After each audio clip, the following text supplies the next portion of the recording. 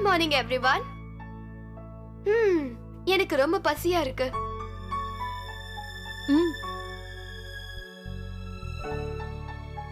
அக்கா, துருவாவும் கையிலும் எங்க? இன்னைக்கு என்னமோ ரூம்லயே சாப்பிட்டுக்கிறேன்னு சொன்னாங்க. ஏதோ கார்ட்டூன் படம் பார்க்கணும்னு சொன்னாங்க. அதான் சாப்பிட வரல. Wow, I love cartoons.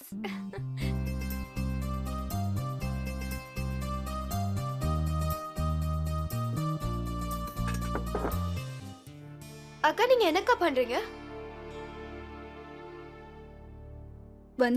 அவளுக்கு 2 கை தானே இருக்கு. ஒண்ணு குழந்தைய பிடிக்கணும், இல்லனா பரிமாறணும். எக்ஸாக்ட்லி. அதனாலதான் சொல்றேன், குழந்தைய வச்சுக்கிறது பெட்டரான idea.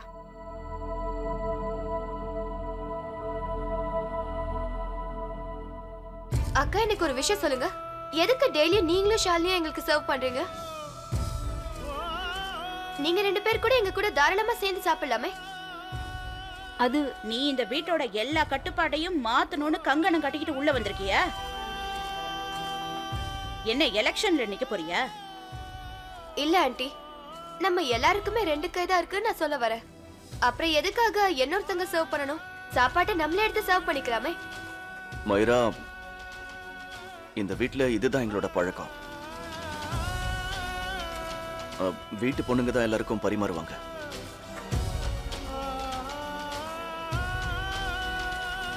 Okay, maybe I guess நானும் ஒரு பொண்ணு தானே. அப்படின்னா நானும் சர்வ் பண்ணி தானே ஆகணும். நீங்களும் தானே ஆண்டி?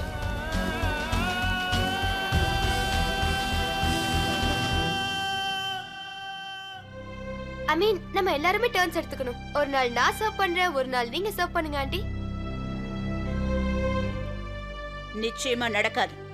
இந்த வீட்டுக்கு பெரியவன் நான். பட்னியா கடனாலும் கிடப்ப, இது மட்டும் நடக்காது. ஓகே தென், யாரும் யாருக்கும் சர்வ் பண்ண வேண்டாம். பெட்டரான ஐடியா சொல்லவா? எல்லாரும் அவங்கவுங்க சாப்பாடு எடுத்துக்கிட்டு அவங்கவுங்க ரூமுக்கு போய் சாப்பிடுங்க.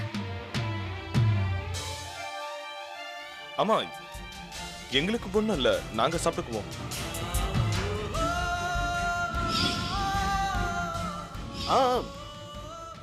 அப்படியே பண்ணிடலாம், ஒன்றும் பிரச்சனை இல்லை.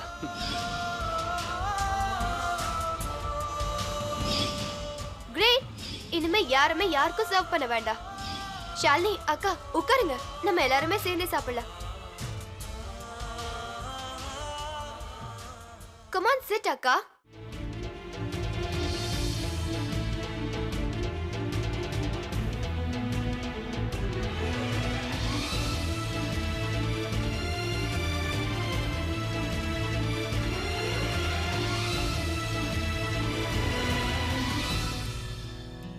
ஓகேயா?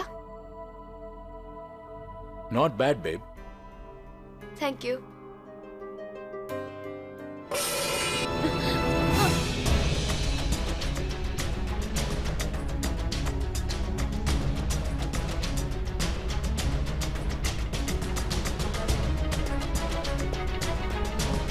அக்கா,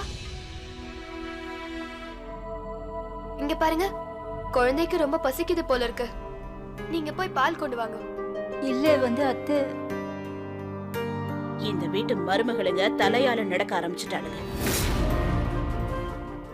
ஒரு தட்டை கூட எடுத்து கொடுக்க முடியல.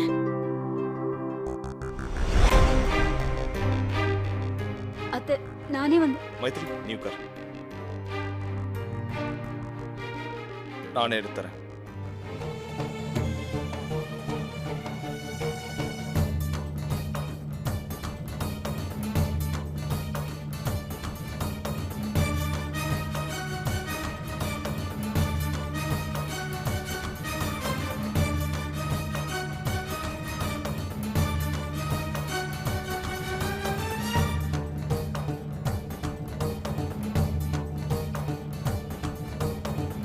இந்தாங்கம்மா.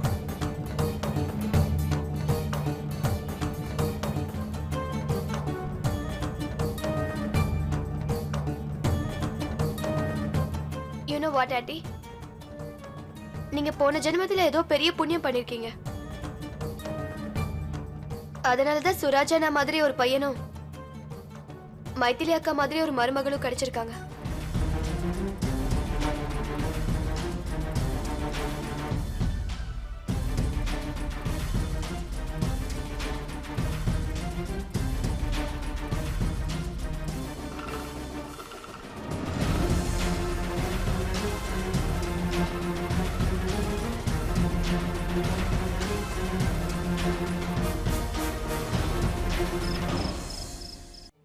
போதும் மயூரா, இதோட எல்லாத்தையும் நிறுத்திக்க. என்னாச்சு அக்கா? நான் உங்க பொண்ணோட விளையாடக்கூடாதுன்னு நீங்க சொல்றீங்களா? அத நான் சொல்லல. இவ்வளவு கொஞ்சற விஷயம் இல்ல. அத்தைய பத்தி பேசிட்டு இருக்க. ப்ளீஸ் அக்கா, நான் அவங்க கிட்ட அப்படி நடந்துக்கிட்டது உனக்கு தப்பா தெரியல. she deserves it. இருக்கட்டும், அதுக்கு நீ இப்படியா அவங்கள ரொம்ப தான் கஷ்டப்படுத்திட்டு இருக்க? நான் கஷ்டப்படுத்துறேனா? ஆ ஐ மீன் இத்தனை வருஷமா அவங்க உங்களுக்கு கஷ்டப்படுத்தினாங்களே, அதை விடவா? மயூரா, அவங்க என்ன கஷ்டப்படுத்துறாங்கன்னா அதுல ஒரு அர்த்தம் இருக்கும். அவங்க என்ன ஜாஸ்தியா திட்டும்போது நான் கவலைப்படுறேன், அதை ஒத்துக்கிறேன். ஆனா அவங்க பக்கத்துல இருந்து யோசிக்க வேண்டியது அவசியம். அவங்க இந்த வீட்டோட பெரியவங்க. அவங்க மனசை அவங்களால மாத்திக்க முடியல. இந்த வயசுல இருக்கிற எல்லாருமே அவங்களுக்காக வீட்ல ஒருத்தவங்க இருக்கணும்னு தான் ஆசைப்படுவாங்க. ஒன்னு சொல்லவா, அவங்களுக்கு பெண் குழந்தை தான் பிரச்சனையே. அவங்க வாழ்க்கையில என்னெல்லாம் நினைச்சு ஆசைப்பட்டிருப்பாங்களோ அதெல்லாம் நடந்திருக்குமோ நடந்திருக்காதோ, அதை ஏன் மூலமா நிறைவேற்ற பாக்குறாங்க. அந்த கோணத்துல பாக்கும்போது சோ வாட் அக்கா? சமீருக்கும் ஷாலினிக்கும் கூட தானே ஒரு பொண்ணு இருக்கு. அதுக்கப்புறம் அவங்களுக்கு வேற என்னதான் வேணும்? அதெல்லாம் சொன்னா நீ புரிஞ்சுக்க மாட்ட மயூரா. அந்த காலத்து மனுஷங்க இருக்காங்களே, வெறும் காதலுக்காக கல்யாணம் பண்ணிக்கல. அவங்களுக்குன்னு ஒரு வாரிசு வேணும், பேர் சொல்ல ஒரு பிள்ளை வேணும்னு தான் பண்றாங்க. அதேதான் நம்ம அத்தையோட ஆசையும். இப்ப அவங்க திட்டுறதுல என்ன தப்பு இருக்கு சொல்லு? அவங்க திட்டுற எல்லாம் அக்கா நீங்க வேணா மறந்துருக்கலாம், ஆனா நான் மறக்கல. ஐ மீன் நான் எல்லாத்தையும் கண்ணால பார்த்தேன். நான் இங்க வந்ததுல இருந்து பாக்குறேன். எப்ப பார்த்தாலும் ஆன்ட்டி உங்களுக்கு கத்திக்கிட்டே இருக்காங்க. ருத்ராவும் என்கிட்ட சொல்லிருக்காரு, ஆன்ட்டி ஆன்ட்டி எப்ப பார்த்தாலும் உங்ககிட்ட இவ்வளவு மோசமா நடந்துப்பாங்களா? வாழ்க்கை முழுக்க நீங்க கஷ்டப்பட்டுட்டே இருக்கணுமா? அதுவும் அவங்க இல்லாம குணம் அப்படி.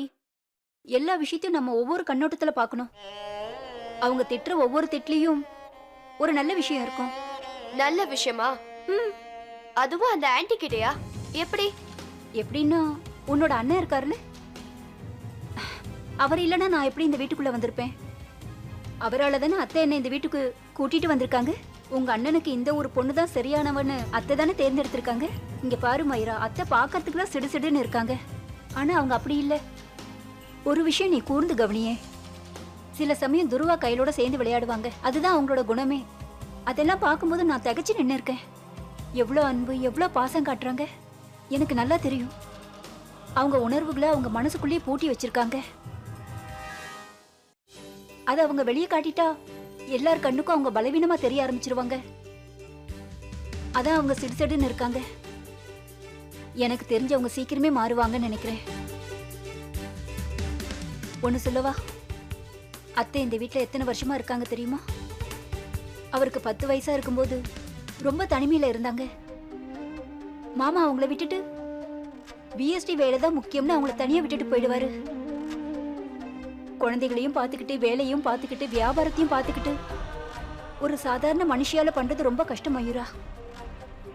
மாமாவுக்கு அப்பெல்லாம் குறைவான சம்பளம் தான் இருந்தாலும் அந்த சம்பளத்தை வச்சு அத்தை தான் சமாளிச்சாங்க. ரொம்ப வருஷம் கழிச்சு ருத்ரா தம்பி வேற வந்துட்டாரு. அவர் வந்ததுனாலதான் அவங்களுக்கு பாதி சுமை இறங்குச்சு. என்னை பொறுத்த வரைக்கும் அத்தை தான் இந்த வீட்டோட மொத்த பலம்னு நான் சொல்லுவேன். அவங்க ஒருத்தவங்க இந்த வீட்டுல இல்லைன்னா இந்த வீடே இங்க இருக்காது. உனக்கு தெரியுமா, அவங்க இருந்தா ஒரு தப்பு கூட இங்க நடக்காது. இப்படி ஒருத்தவங்க தான் என் பொண்ணு ஆசீர்வாதம் பண்ணணும்னு என் மனசுக்குள்ள அவ்வளவு ஆசை இருக்கு. இவளுக்கு அவங்களோட பாசம் வேணும். சீரியஸ்லி ஸ்வீட்டி, உங்க அம்மா வேற ஒரு பிளானட்ல இருந்து வந்தவங்க. இங்க பாரு, நம்ம 2 பேரும் ஒரே மாதிரி தானே உன் சித்தி கிட்ட சொல்லு. ஏய் செல்லோ, என்னடா என்னடா? அம்மாடி, ஆ? அவளை கொஞ்சம் தடவி கொடு, அப்படியே தூங்கிடுவா. ரொம்ப நேரமா அதான் பண்ணிட்டு இருக்கேன் மாமா. அப்பவும் அழுதுட்டு தான் இருக்கா. எதுக்கு அழறான்னு தெரியல. இவ அழுது உங்க தூக்கத்தை எல்லாம் கெடுத்துட்டா. அடா இல்ல, அப்படிலாம் ஒண்ணு இல்லம்மா. நாங்களும் இதை தாண்டி தானே வந்திருக்கோம். இத்தனை வருஷத்துக்கு அப்புறம் இந்த அரண்மனையில ஒரு குழந்தையோட அழுக சத்தம் கேக்குது. உங்களுக்கு ஞாபகம் இருக்கா? துருவாவும் கையிலும் இப்படித்தான் அழுவாங்க. அக்கா அவளுக்கு ட்ரை போட்டு கொடுங்கக்கா, அப்பதான் அவ அமைதியாவா. எல்லாமே கொடுத்து பார்த்தாச்சுமா, அவன் அழைய நிறுத்த மாட்டேங்கிறான். அப்படின்னா ஒண்ணு பண்ணுங்க, அவளுக்கு ஒரு பெக் கொடுங்க, சரியா போயிடும். வாயை சமீர். மூடுங்க. அக்கா மே ஐ சிங் a song? அவ அமைதியாயிடுவாள. மயூரா, நான் அதையும் பண்ணி பார்த்துட்டேன். பூச்சி ஏதாவது கடிச்சிருக்கான்னு தெரியல. அண்ணி அவளுக்கு காய்ச்சல் அடிக்குதான்னு பாருங்களேன். இல்ல ருத்ரா தம்பி, அதெல்லாம் ஒண்ணும் இல்ல. அட கொஞ்ச நேரம் எல்லாரும் அமைதியா இருங்க.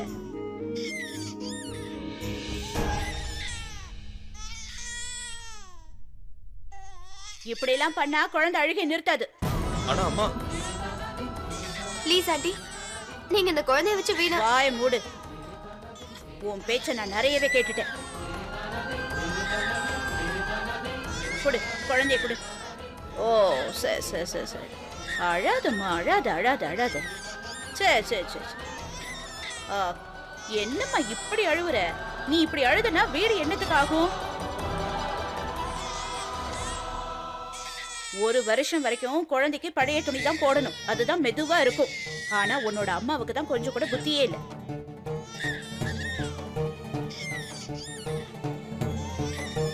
என்ன ஆணு வேடிக்கை பாக்குறீங்க? அந்த மூட்டையை அவருங்க.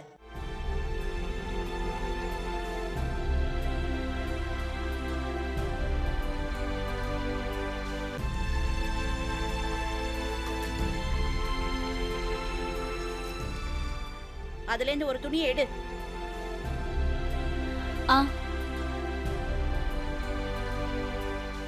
அந்த நீல நிறம் இல்ல, சிகப்பு நிறம்.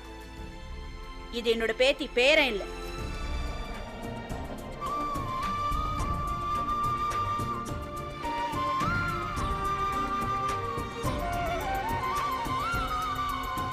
குடு குடு.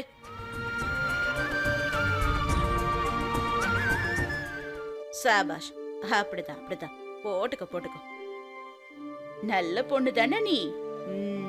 இப்ப நல்லா இருக்குல்ல மருமகளே? இன்னையில இருந்து ஒரு வருஷம் வரைக்கும் குழந்தைக்கு புது துணி போடக்கூடாது, புரிஞ்சுதா? இல்ல இன்னொரு தடவை சொல்லணுமா? சரிங்க அத்தை. இன்னையில இருந்து குழந்தைக்கு மசாஜ் எல்லாம் நான் தான் பண்ணுவேன். பண்ணி விடுங்க அத்தை. இவ என்ன சாப்பிடணும், எப்ப சாப்பிடணும், எதை சாப்பிடக்கூடாதுன்னு நான் தான் முடிவு பண்ணுவேன். என்ன பேரு வைக்கணும், எப்படி வைக்கணும்னு எல்லாத்தையும் நான் தான் முடிவு பண்ணுவேன். கண்டிப்பா அத்தை. அட குறும்பு காரியா இருக்கியே. உனக்கு தெரியுமா, இப்ப நீ போட்டிருக்கிற துணி உன் அத்தை சுனிதாவோடது. என் பேத்திக்காக நான் பத்திரமா எடுத்து வச்சது.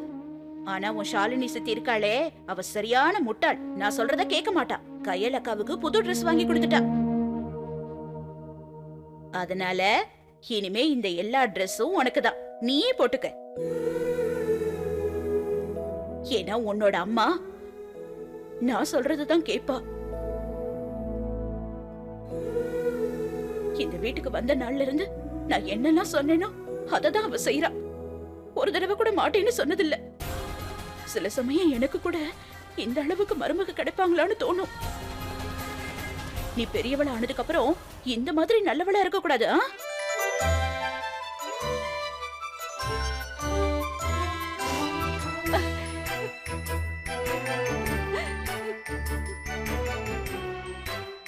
எதுக்கு நீ சிரிக்கிற?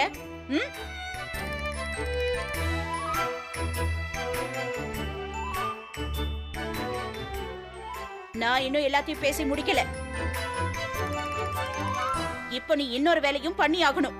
சொல்லுங்க அத்தை. என்ன நீ மன்னிக்கணும். சரிங்க அத்தை.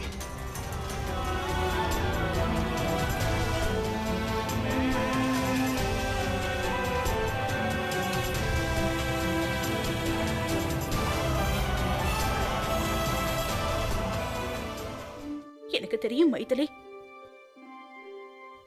இத்தனை வருஷமா நான் உனக்கு பண்ண கொடுமைக்கெல்லாம் மன்னிப்புங்கிற ஒரு வார்த்தை ரொம்ப ரொம்ப கம்மின்னு எனக்கு தெரியும்.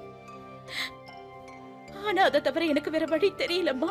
ஐயோ அத்தை, நீங்க எதுக்கு என்கிட்ட குறுக்க பேசாத மருமகளே. 12 வருஷம் நான் உன்னை கொடுமைப்படுத்தி இருக்கேன். சின்ன சின்ன விஷயத்துக்காக நான் உன்னை திட்டிருக்கேன், கத்திருக்கேன், ஏன் அடிக்க கூட கைய.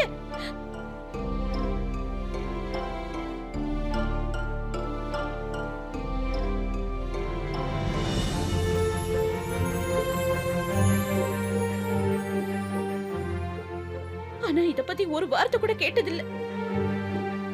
நான் நடந்துகிட்ட மாதிரி நீயும் நடந்துக்கணும்னு என்னைக்காவது நினைச்சிருக்கியா? இல்ல. எனக்கு என்னோட அகங்காரம் என் கண்ணை மறைச்சிருச்சுமா. அதனால உன்னோட நல்ல குணம் எனக்கு தெரியாம போயிடுச்சு. என்ன மன்னிச்சிடு. வேண்டாம் அத்தை. மன்னிச்சிடுமா. மன்னிப்புலாம் கேட்க வேண்டாம் அத்தை. என்னால தானே நீங்க இந்த வீட்டை விட்டு வெளியில போனீங்க. ஆனா உங்க 2 பேருக்கும் ரொம்ப பெரிய மனசு. அதனால தானே திரும்பவும் இங்கே வந்திருக்கீங்க. உனக்கு நான் நன்றி சொல்லிக்கிறேம்மா. இல்ல அத்தை, நீங்க மன்னிப்பு கேட்க கூடாது.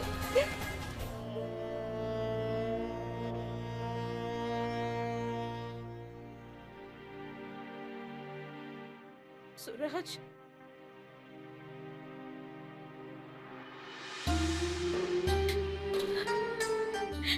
இந்த அம்மாவை மன்னிச்சிடுப்பா. நான் உன்னை எதுக்கு மேல் லாய்க்கு இல்லாதவன்னு திட்டிட்டேன். இல்லம்மா.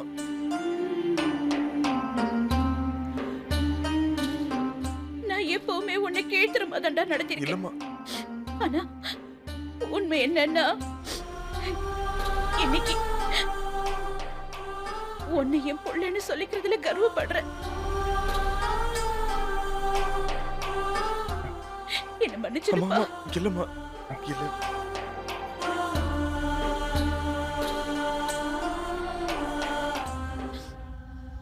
பாரு மைரா,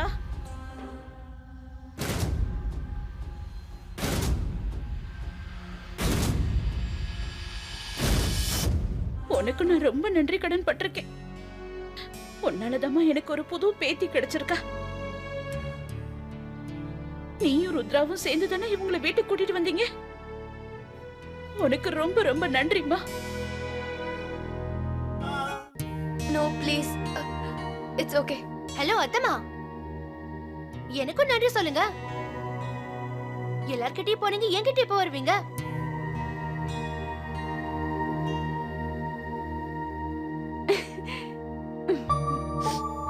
நீ நாளைக்கு வா. இன்னைக்கு கோட்டா முடிஞ்சு போச்சு. அத்தை, என் பொண்ணுக்கு நீங்க ஆசீர்வாதம் பண்ண மாட்டீங்களா?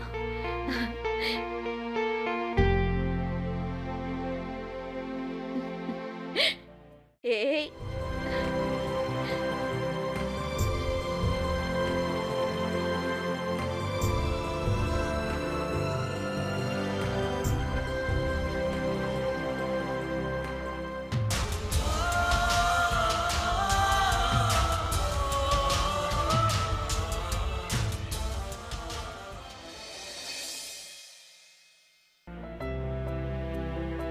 மைரா, இப்ப நீ எங்க போற? இல்ல, அது வந்து இப்போ உன்னோட மொத்த ஃபேமிலி ஒண்ணு சேர்ந்துருச்சு. இதுக்கப்புறமும் நான் அங்க வந்து நிக்கிறது நல்லா இருக்காதுன்னு தோணுச்சு. அப்படியா? இவ்வளவு நாளா எங்க வீட்டுக்குள்ளே இருந்திருக்க. வீட்டுல நடந்த சின்ன சின்ன விஷயத்துல உன் மூக்க நுழைச்ச. இப்ப இது உனக்கு நல்லதா தோணல. ஒரு விஷயம் தெரியுமா? இந்த குடும்பத்தை ஒன்னா சேர்க்கணும்னு பல வருஷமா துடிச்சிட்டு இருந்த, ஏங்கிட்டு இருந்த என் சித்தி, என்னோட சித்தி இப்படி மாறுவாங்கன்னு ஒரு நாள் கூட நான் நினைச்சு பார்த்ததே கிடையாது. என்னோட குடும்பத்துக்கும் எனக்கும் இது உண்மையிலே ரொம்ப பெரிய விஷயம். இது எல்லாமே உன்னாலதான் நடந்துச்சு. சோ உனக்கு தான் தேங்க்ஸ் சொல்லணும். உன்னோட ஃபேமிலி எனக்காக என்னென்னவோ பண்ணிருக்கு. நான் இதை பண்ணிதானே ஆகணும். நாங்க உனக்கு என்ன பண்ணிருக்கோம்? அன்பு, உண்மையான அன்பு, எந்த ஒரு எக்ஸ்பெக்டேஷனும் இல்லாத அன்பு. மயூரா,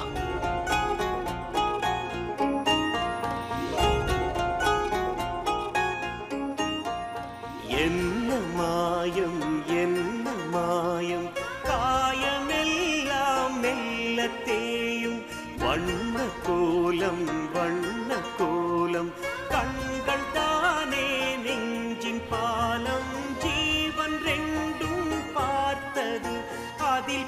வாசப்பூக்கள் பூத்தது என்ன மாயம்